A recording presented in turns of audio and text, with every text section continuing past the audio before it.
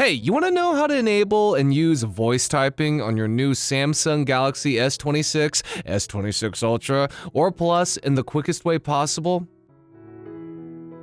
So, if you don't see the voice typing option on your keyboard, you just need to enable it first. So, for that, you have to open up your settings, then go to General Management, and from here, tap Samsung Keyboard Settings and scroll down and select Voice Input.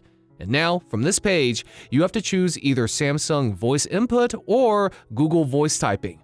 So I just select Samsung Voice Input from here, and now open in the app where you can type like message or notes. And now, on the keyboard, you will notice there is a mic icon in the bottom left corner. Now tap on it, and when it's showing the blue button, just start speaking and your voice will automatically be converted into text. But some people prefer Google Voice Typing instead of Samsung Voice Input because it's often more accurate. So, if you want to switch, just simply tap and hold the mic icon, then select Input Method. And now, from this icon, you have to select it and choose Google Voice Typing. And that's it. That's how you can enable and use voice typing on your new Samsung Galaxy device.